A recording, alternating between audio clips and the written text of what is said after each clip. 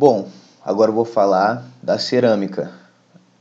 Os processos de fabricação aplicados a materiais cerâmicos geralmente se enquadram em duas classes distintas, com base nas propriedades do material. Os vidros podem ser fabricados em artigos úteis, primeiro aquecendo o material para produzir um estado fundido ou viscoso, moldando o material por meio de fluxo viscoso e, em seguida, resfriando o material para produzir um produto sólido. As cerâmicas cristalinas têm um comportamento caracteristicamente frágil e são normalmente fabricadas em componentes úteis, pressionando agregados úmidos ou pó em uma forma, seguida de secagem, e em seguida, ligação por uma variedade de mecanismos que incluem reação química, vitrificação, no caso, cimentação com o líquido liquefeito material, e sinterização, que é a difusão no estado sólido. E bom, aqui vai algumas técnicas de fabricação de vidro.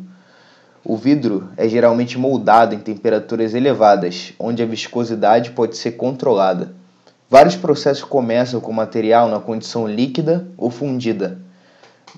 Folhas e placas de vidro são formadas por processos como extrusão, através de uma fenda estreita, rolagem por rolos resfriados à água ou flutuação em um banho de estanho derretido. Formas de vidro podem ser produzidas despejando o material fundido diretamente em um molde. A taxa de resfriamento é então controlada, geralmente o mais lento possível, para minimizar as tensões residuais e a tendência de rachaduras. Formas de seção transversal constante podem ser feitas por extrusão, e as fibras de vidro podem ser produzidas forçando o vidro líquido através de múltiplas aberturas em uma matriz de extrusão.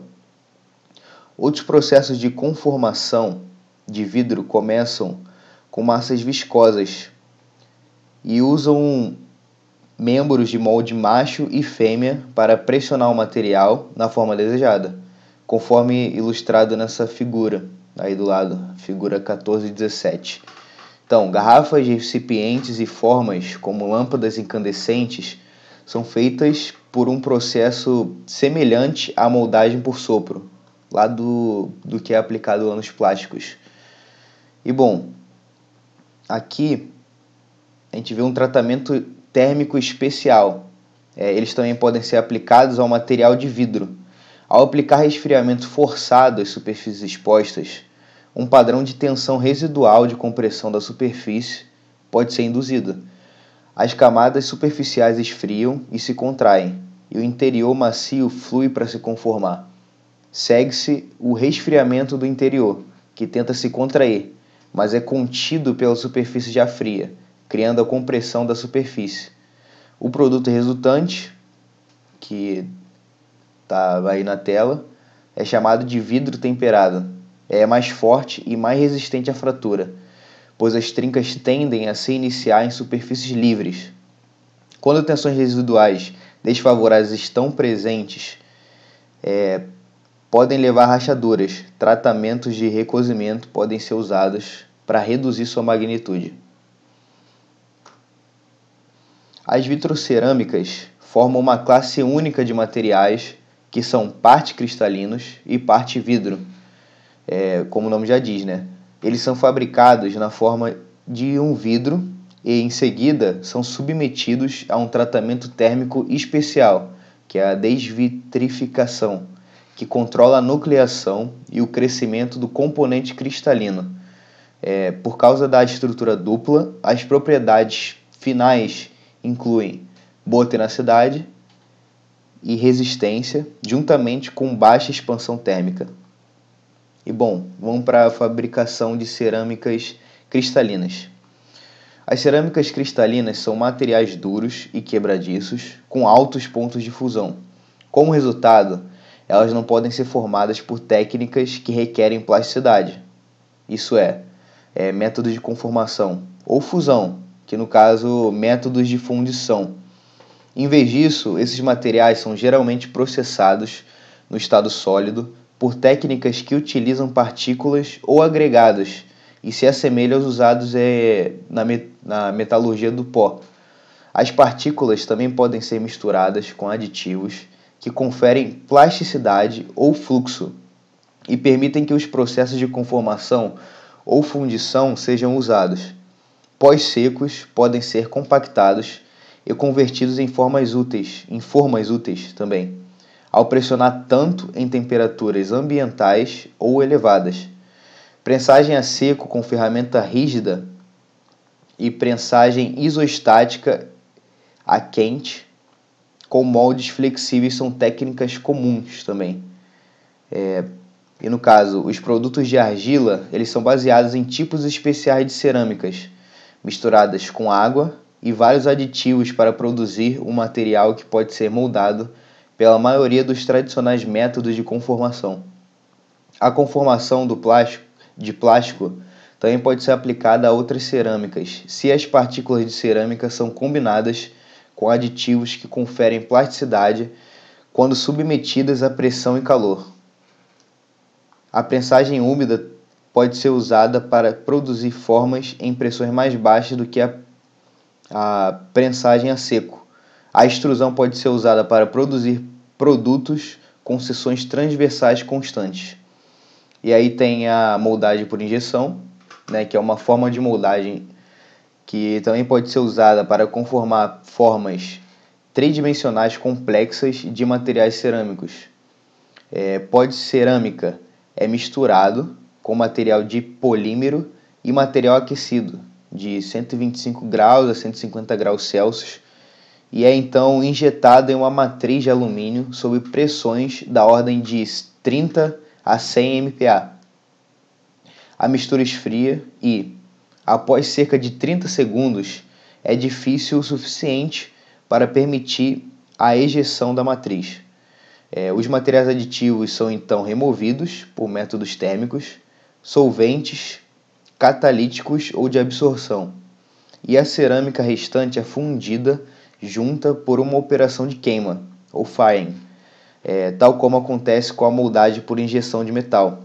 A matriz forma uma parte que é consideravelmente superdimensionada e o encolhimento controlado durante a queima produz as dimensões finais. As dimensões principais da maioria das peças são menores que 10 centímetros, a espessura da parede é inferior a 6 milímetros e as tolerâncias são da ordem de 1% ou 0,1 milímetro, o que for maior. E no processo de fundição por deslizamento, a cerâmica em pó é misturada com um líquido para formar uma pasta que é então lançada em um molde contendo poros muito finos. A ação capilar puxa o líquido da pasta, permitindo que as partículas cerâmicas se organizem em um corpo verde, com força suficiente para o manuseio subsequente.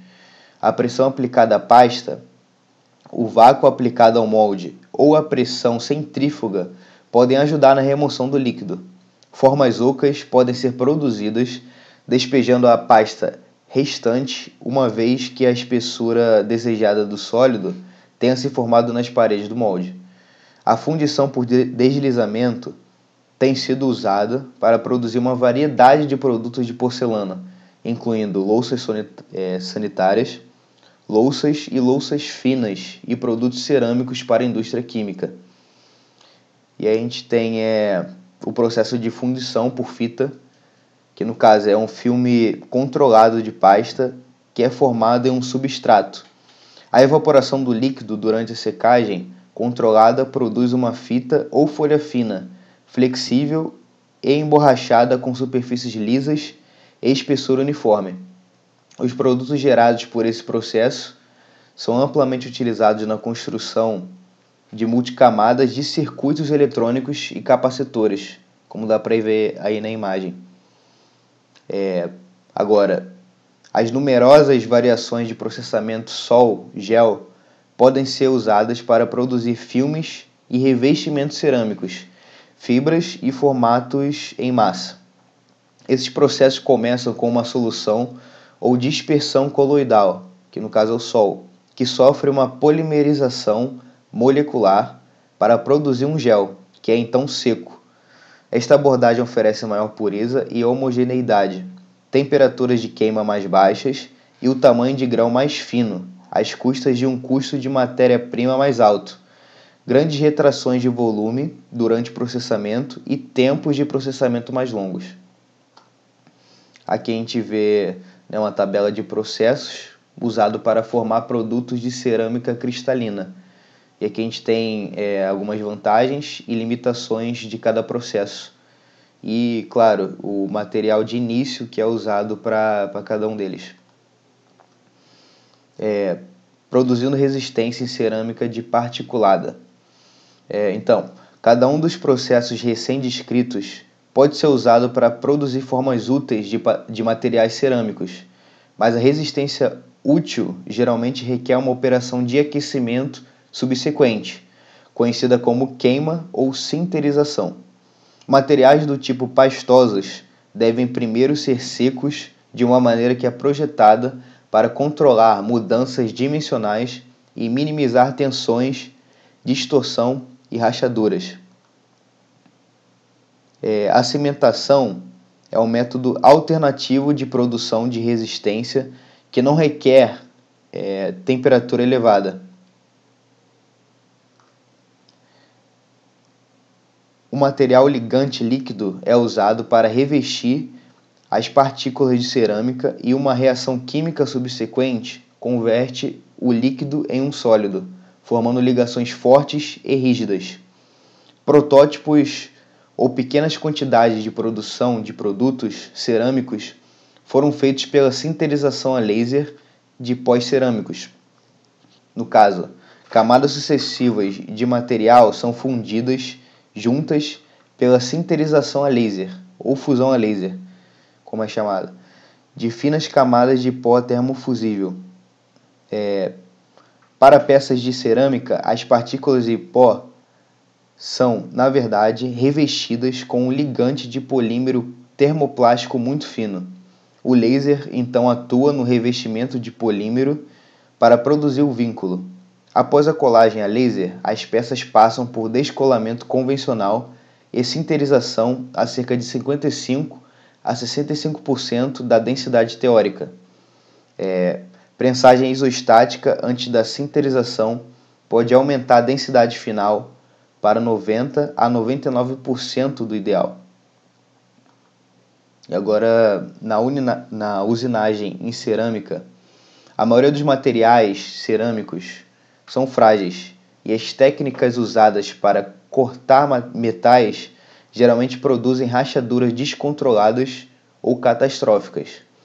Além disso, as cerâmicas são materiais tipicamente duros, uma vez que as cerâmicas são frequentemente utilizadas como abrasivos ou revestimentos em ferramentas de corte. As ferramentas necessárias para cortá-los têm que ser ainda mais rígidas. A produção direta para a forma final desejada é claramente a alternativa mais atrativa, mas há momentos em que uma operação de remoção de material é necessária. Essa usinagem pode ser realizada antes ou depois da queima final.